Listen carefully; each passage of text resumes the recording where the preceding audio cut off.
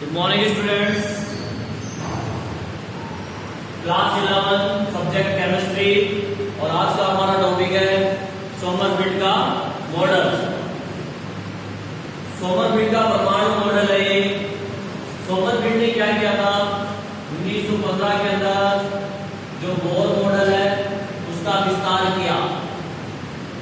इन्होंने क्या कहा, इन्होंने कहा कि नाभिक के चारों ओर, नाभिक के चारों ओर इलेक्ट्रॉन वर्ताकार पथों में गति करता है, लेकिन इसके साथ साथ दीर्घ वर्ताकार पथों में भी गति करता है। यानी वर्ताकार पथों में तो करता ही है, ऐसा तो किसने कहा, बोर ने कहा था। ठीक है, इसने भी कहा कि वर्ताकार पथों में तो गति करता ही है, लेकिन दीर्घ वर्ताकार पथों में भी, दीर्घ वर्ताकार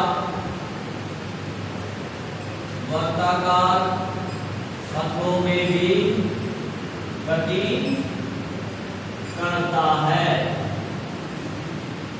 ऐसा क्यों कहा? ऐसा इसलिए कहा कि देखिए जब इलेक्ट्रॉन जो है नाभिक के चारों ओर गति करता है तो उसके कोणीय संवेग में परिवर्तन होता है। क्या होता है? कोणीय संवेग में परिवर्तन होता है, और कोणीय संवेग में परिवर्तन होने के कारण उसका वेग भी बार बार बदलता है। क्या होता है? वेग बार बार बदलता है। तो वेग में परिवर्तन होने के कारण वो वर्ताकार पथों के साथ साथ, जैसे ये वर्ताकार पथ है, इस वर्ताकार पथ के साथ साथ जो है दीर्घ वर्ताकार पथों में भी गति करता है। इस तरीके से अलग अलग मान प्राप्त होते हैं कक्षा के। कोणीय संवेग में परिवर्तन होने के कारण जो है किसी कक्षा की क्वांटम संख्या के मान जो है अलग अलग प्राप्त होते हैं। जैसे ये k बराबर 1 हो गया तो इसके लिए जो है k बराबर 2 हो जाएगा, इसके लिए k बराबर 3 हो जाएगा, और इसके लिए k बराबर 4 हो जाएगा। इन्होंने इसके लिए दो क्वांटम संख्याओं का प्रयोग किया। एक क्वांटम संख्या देखिए, इन्होंने कहा इस चीज के लिए क्वांटम संख्याओं का उपयोग किया कि n = nr + n5। यहाँ पे nr जो है वो है तृतीय क्वांटम संख्या, जबकि n5 है, एक ये देखिए n जो है मुख्य क्वांटम संख्या है, ये है अज़ीमुथल क्वांटम संख्या, और अज़ीमुथल क्वांटम संख्या को हिंदी में बोलते हैं कोणीय क्वांटम संख्या। इन दोनों से ये मिलकर बनेगी जो क्या है, मुख्य क्वांटम संख्या है।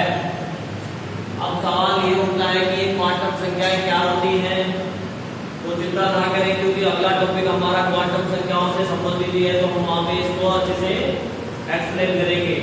अभी आप इतना समझ लीजिए कि सोमरफेल्ड ने अपना परमाणु मॉडल देने के लिए जो है क्वांटम संख्याओं, दो क्वांटम संख्याओं का प्रयोग किया, nr + n5। nr जो है तृतीय क्वांटम संख्या होती है, और n5 कोणीय क्वांटम संख्या है, और मुख्य क्वांटम संख्या n है। अब देखिए कोणीय क्वांटम संख्या संवेग में परिवर्तन होता है, वेग में परिवर्तन होता है, जिससे इनका मान भी बदलता है। तृतीय क्वांटम संख्या और कोणीय क्वांटम संख्या का मान बदल जाता है। जब इनका मान बदलेगा तो मुख्य क्वांटम संख्या का मान भी बदलेगा, और ये मान बदलने के कारण किसी एक ही क्वांटम संख्या के अलग अलग मान प्राप्त होते हैं। किसी एक ही कक्षा के लिए k बराबर 1, k बराबर 2, k बराबर 3, k बराबर 4, इस प्रकार से। आगे बात समझ में, तो ये था सोमरफेल्ड का मॉडल। अब इसकी कमियों की अगर बात करें, सोमरफेल्ड मॉडल की कमियां क्या थी, तो पहली कमी तो ये थी सोमरफेल्ड मॉडल की कि ये सोमरफेल्ड मॉडल में जो है एक से अधिक, पहली कमियां लिख लीजिए, सीमाएं लिख लीजिए चाहे तो आप। पहली कमी ये थी कि ये सोमरफेल्ड का मॉडल जो है एक से अधिक इलेक्ट्रॉन वाले परमाणुओं पर नहीं होता है। ठीक है, ये इसकी पहली कमी थी, एक से अधिक परमाणुओं पे लागू नहीं होता है। आई बात समझ में? तो हम बात कर रहे हैं कि सोमरफेल्ड मॉडल की पहली कमी है कि एक से अधिक इलेक्ट्रॉन वाले परमाणु पे लागू नहीं होता है, यानी जिनमें जैसा कि बोर का मॉडल था, जिन परमाणु में इलेक्ट्रॉन होता है उन्हीं पे ये लागू होता है। एक से अधिक जो इलेक्ट्रॉन वाले परमाणु उनमें ये भी लागू नहीं हो पाता है। सेकंड कमी, देखिए जो परमाणु की कक्षकों की जो संरचनाएं आती हैं, कक्षकों का जो आकार है, प्रकार है, शेप जो है कक्षकों का, जो सोमरफेल्ड मॉडल का जो आता है वो तरंग यांत्रिकी का जो सिद्धांत है उससे मैच नहीं होता है। तरंग यांत्रिकी परमाणु के लिए एक आधुनिक सिद्धांत है, ठीक है ना। तो हम कह सकते हैं कि सोमरफेल्ड मॉडल से ज्यादा अच्छा है तरंग यांत्रिकी का मॉडल। तो कक्षकों की जो संरचना है, कक्षकों का जो आकार है वो तरंग यांत्रिकी के अनुसार जो आकार होता है उससे समानता नहीं रखता है। तो इसका मतलब ये भी इसकी कमी है, क्योंकि इसके आकार जो है तरंग यांत्रिकी के अनुसार क्या होने चाहिए, समान होने चाहिए दोनों के। तो दूसरी कमी कह सकते हैं कि सोमरफेल्ड मॉडल के जो कक्षकों का आकार है, कक्षकों का आकार तरंग यांत्रिकी के सिद्धांत से समानता नहीं रखता है। आगे आपको बात समझ में, मैं फिर से रिपीट कर देता हूं शॉर्ट में। सोमरफेल्ड परमाणु मॉडल जो 1915 में सोमरफेल्ड ने बोर मॉडल को क्या किया, विस्तार किया। इन्होंने कहा कि परमाणु के अंदर जो इलेक्ट्रॉन है नाभिक के चारों ओर वर्ताकार पथों के साथ साथ दीर्घ वर्ताकार पथों में भी गति करते हैं। इसके लिए उन्होंने जो है दो क्वांटम संख्याओं काम में ली, त्रिज्यीय क्वांटम संख्या और कोणीय क्वांटम संख्या। इन्होंने कहा कि जब इलेक्ट्रॉन इन वर्ताकार पथों में घूमता है तो उसके कोणीय संवेग में उसके वेग में परिवर्तन होता है, जिसके कारण उसका कोणीय संवेग भी बदलता है और कोणीय संवेग बदलने के कारण इस मुख्य क्वांटम संख्या का मान भी बदलता है। इसलिए एक ही कक्षा के लिए अलग अलग मान प्राप्त होते हैं। ये था सोमरफेल्ड का परमाणु मॉडल। एंड इसकी कमियों की बात करें तो कमी ये थी कि एक से अधिक इलेक्ट्रॉन वाले परमाणुओं पे लागू नहीं होता है, और दूसरी कमी ये थी कि इसके जो कक्षकों का आकार आता है वो तरंग यांत्रिकी सिद्धांत के कक्षकों के आकार से समानता नहीं रखता है। क्लियर? नेक्स्ट टॉपिक है हमारा क्वांटम संख्याएं, जिसकी अभी थोड़ी देर पहले अपन ने बात की थी कि क्वांटम संख्याएं अगले टॉपिक में पढ़ेंगे। तो वो आ चुका है आपका टॉपिक क्वांटम संख्याएं। सबसे पहले तो अपन इसको परिभाषित करते हैं कि इसकी परिभाषा क्या है। क्वांटम संख्या की परिभाषा क्या होती है क्वांटम संख्याएं? तो देखिए क्वांटम संख्याएं होती हैं जो किसी भी परमाणु के अंदर इलेक्ट्रॉन है उस इलेक्ट्रॉन की स्थिति, ठीक है, उसका चक्रण, उसकी स्थिति, परमाणु के अंदर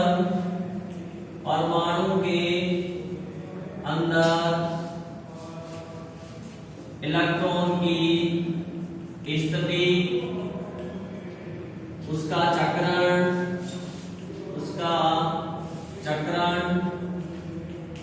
और इसके अलावा उपकोष, कोष, कक्षक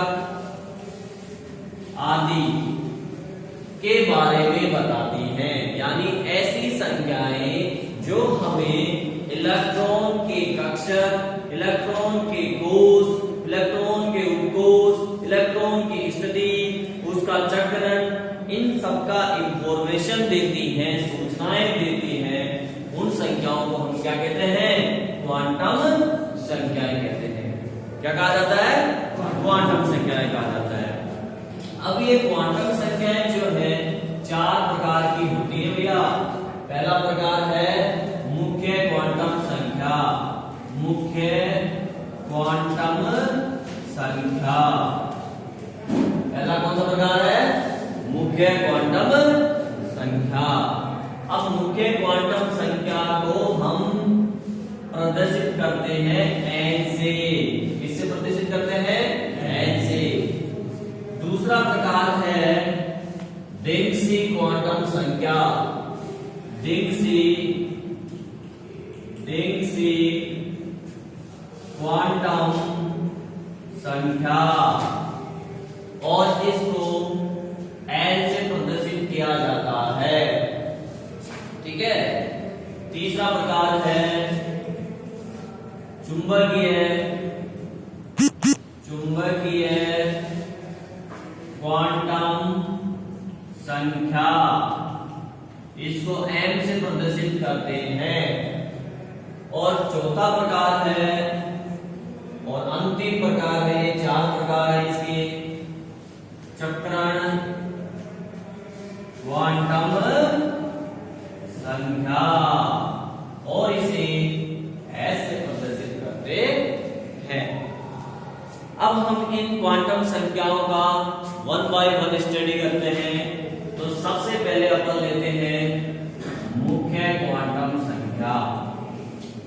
ठीक है, कौन सी संख्या? मुख्य क्वांटम संख्या। चलो तो इसकी बात करते हैं, यहीं पे इस तरह बात कर लेते हैं, कोई दिक्कत नहीं अपने पास। मुख्य क्वांटम संख्या को देखिए, पहला पॉइंट तो आपको पता चल ही गया कि जो मुख्य क्वांटम संख्या है उसको n, छोटे n से प्रदर्शित करते हैं। ये देखिए, ठीक है। एंड मुख्य क्वांटम संख्या किसने बताई? बोर ने, नील्स बोर ने मुख्य क्वांटम संख्या के बारे में बताया।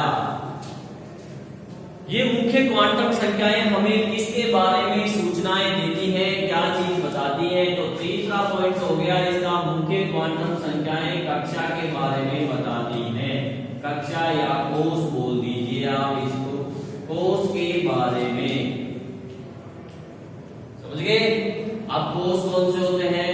तो हमने बोर मॉडल में पढ़ा था, नील्स बोर ने कोष को क्या नाम दिया था? K L M N dot dot dot, और इन्हीं को तो उसने n से प्रदर्शित किया था। ठीक है कि नहीं? किससे प्रदर्शित किया था? n से। तो K के लिए n बराबर 1 हो जाएगा, L के लिए n बराबर 2 हो जाएगा, M के लिए 3 हो जाएगा, और N के लिए 4 हो जाएगा, डॉट डॉट डॉट। आगे बात समझें।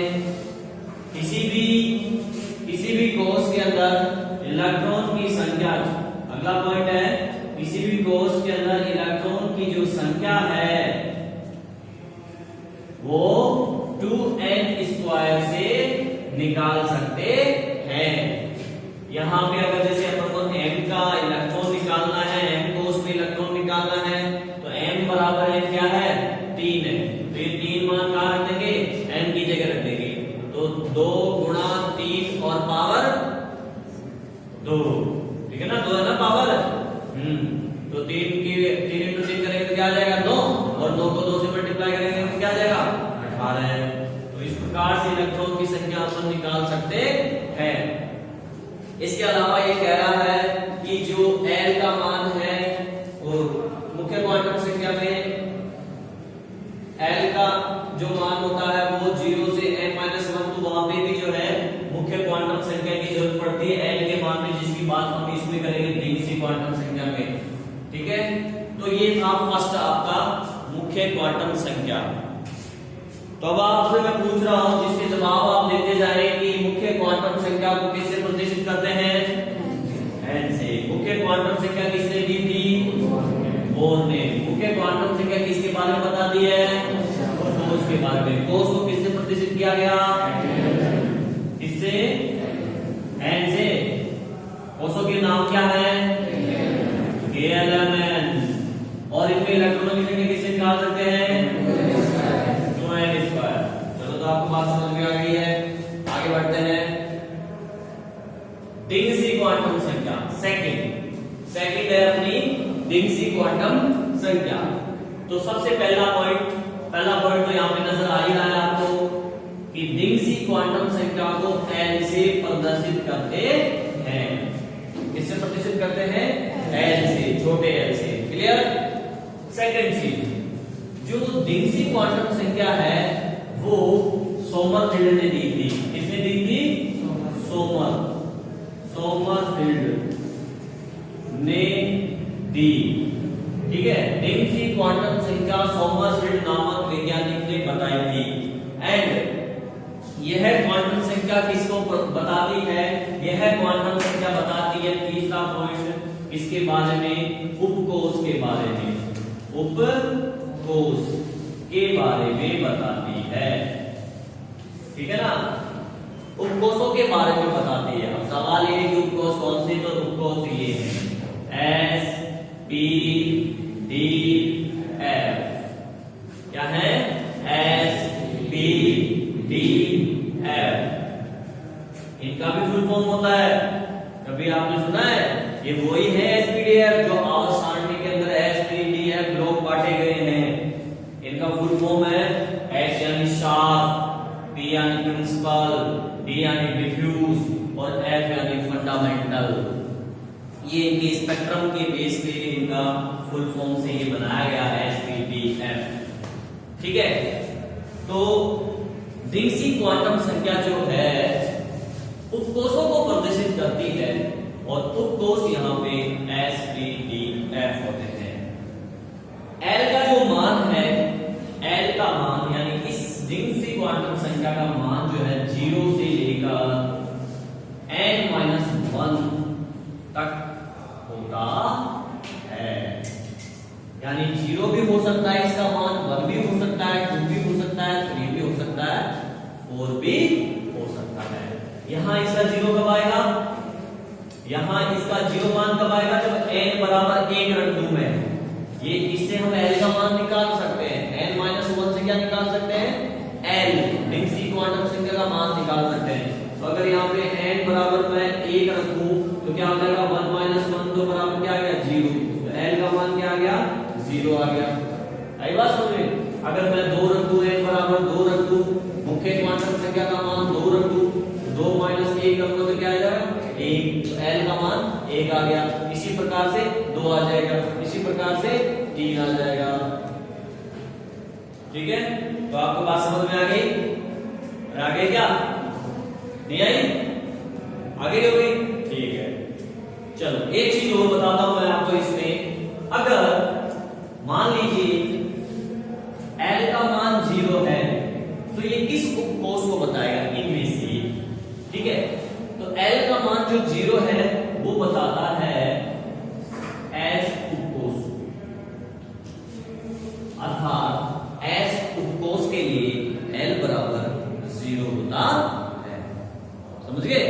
ये चीजें आपको ध्यान होनी चाहिए। बड़ा इंटरेस्टिंग टॉपिक है क्योंकि इससे रिलेटेड एग्जाम में भी क्वेश्चंस आते हैं और आगे जो कॉम्पिटिटिव एग्जाम आप नीट वगैरह फलाना ठिकाना करोगे तब भी जो है इससे रिलेटेड क्वेश्चन पूछे जाते हैं।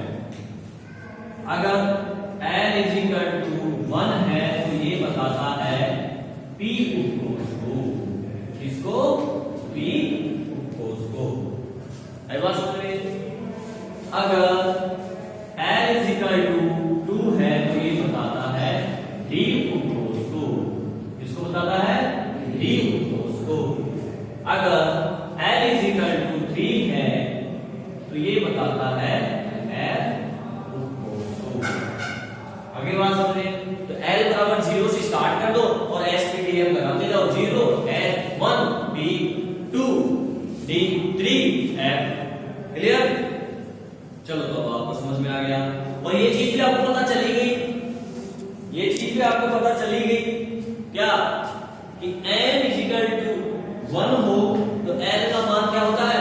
0 होता है। देखो यहां पे निकाला हमने, n = 1 तो L का मान क्या आया?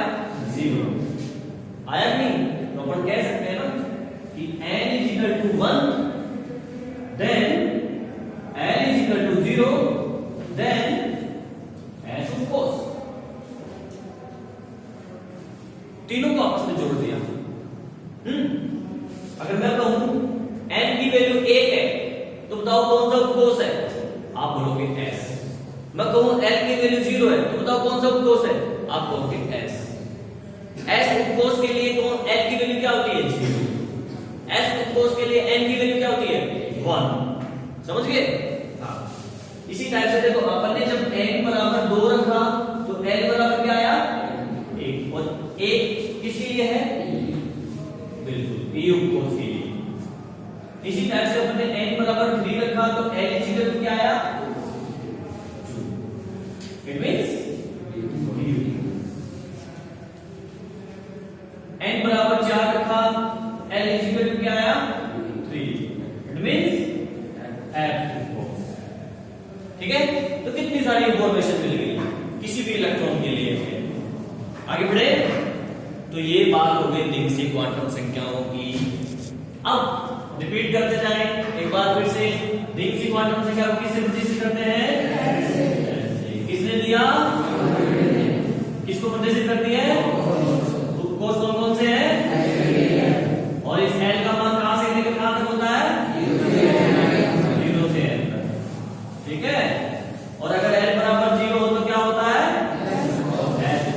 l बराबर 1 हो तो l बराबर 2 हो तो l बराबर 3 हो तो l का मान अगर n का मान 1 है तो कौन सा उपकोष होगा?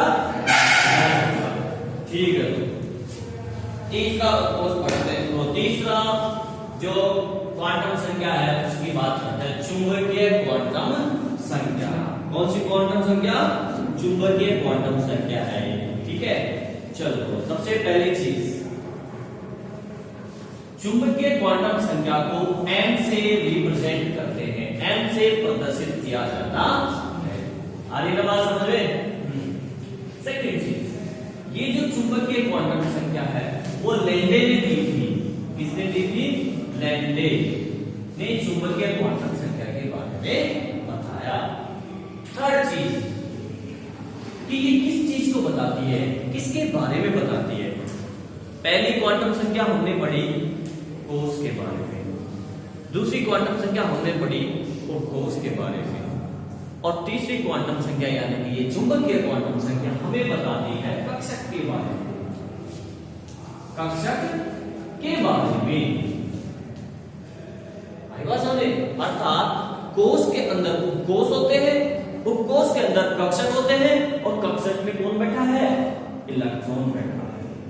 कौन बैठा है? इलेक्ट्रॉन घूम रहा है।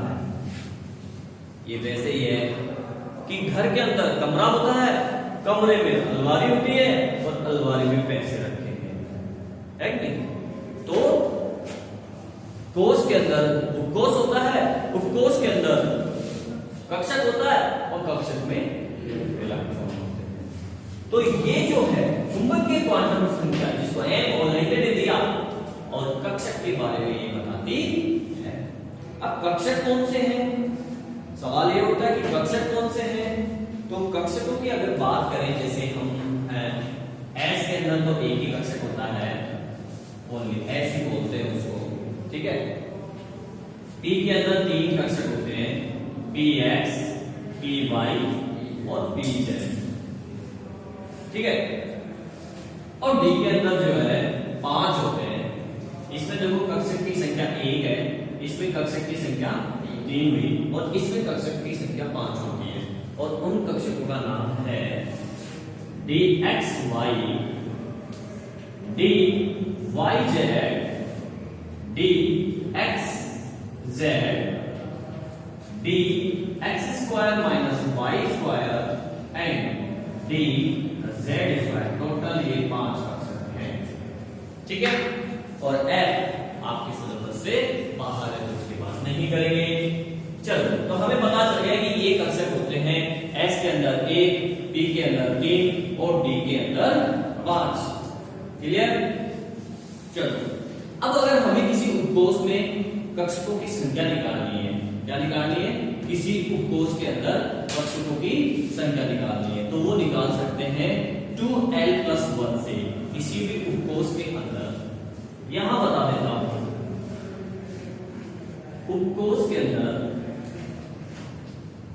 कक्षक की संख्या निकालनी है, कक्षक की संख्या, तो हम निकाल सकते हैं 2l+1 से। इससे निकाल सकते हैं 2l+1 से निकाल सकते हैं। तो अब निकाल के देख लीजिए आप।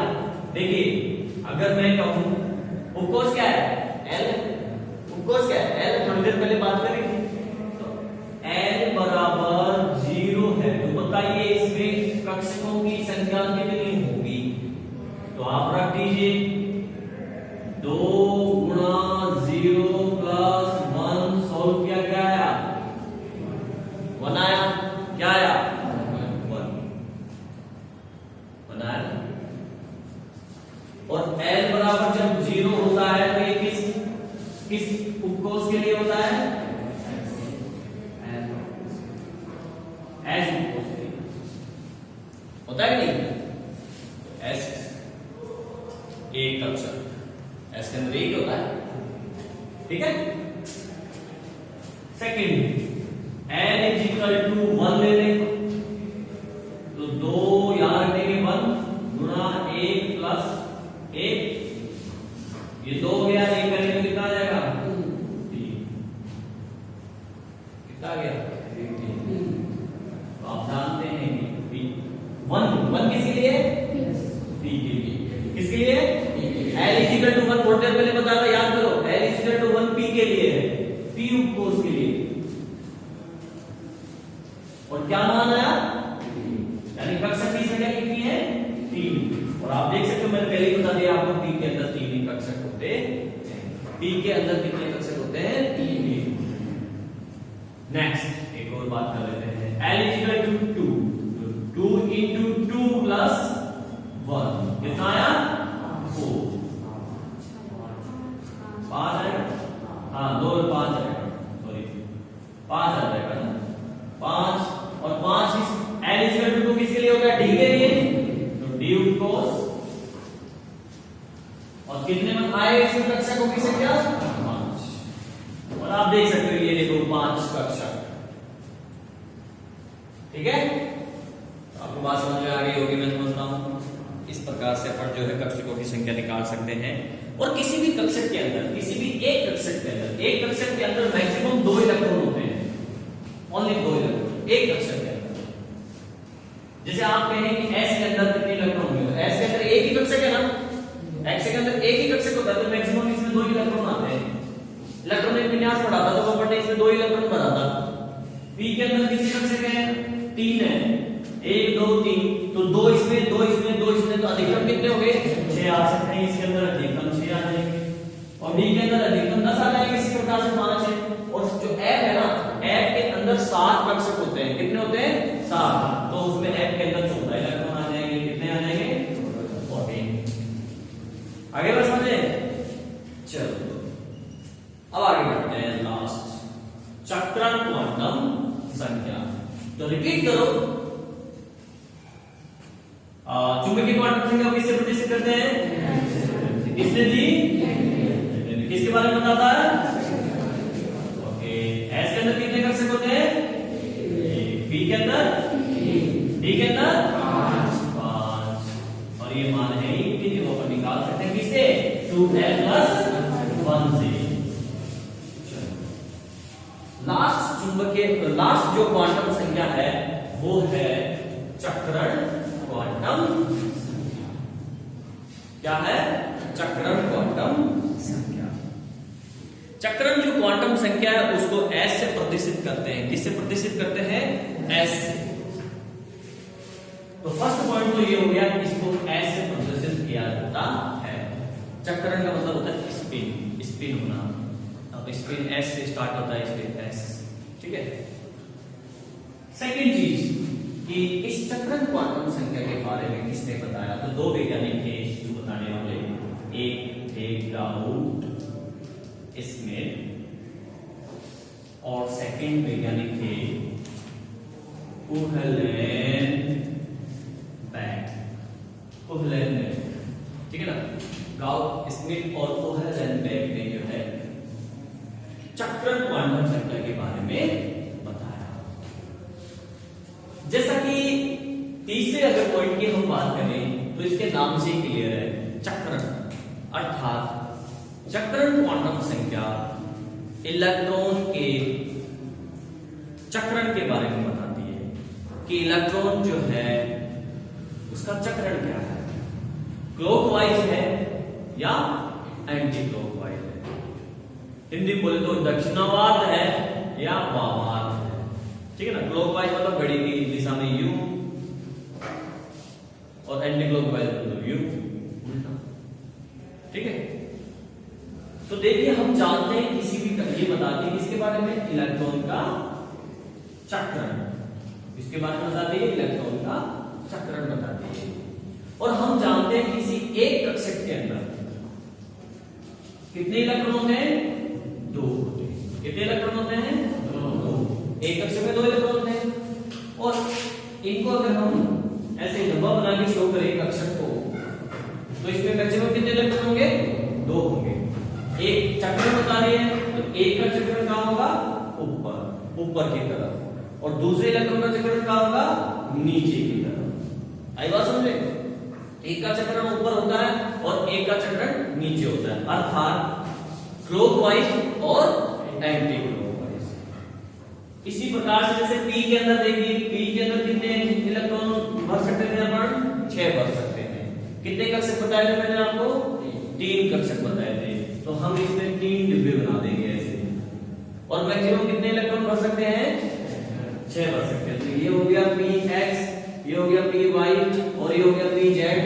तो एक इलेक्ट्रॉन दिया गया, एक इलेक्ट्रॉन ये, एक इलेक्ट्रॉन ये, ठीक है। ऊपर की तरफ चक्रण है इसका, फिर ये आ गया नीचे की तरफ चक्रण, क्लियर। तो 2 चक्रण हो गए, एक हो गया ऊपर की तरफ और दूसरा हो गया नीचे, क्लॉकवाइज और एंटी क्लॉकवाइज। तो फिर हमें ये भी पता चल चुका है कि जो चक्रण क्वांटम संख्या है इसके 2 मान होते हैं। कितने मान होते हैं, 2 मान, ठीक है। अब दोनों मान क्या होते हैं, एक होता है +1/2 और दूसरा होता है -1/2। यहाँ पे जो प्लस माइनस है वो विपरीत चक्रण को प्रदर्शित करता है। विपरीत चक्रण, जैसे मान लीजिए कि ये प्लस जो है क्लॉकवाइज प्रदर्शित कर रहा है, तो ये माइनस एंटी क्लॉकवाइज बताएगा। आगे बात समझे।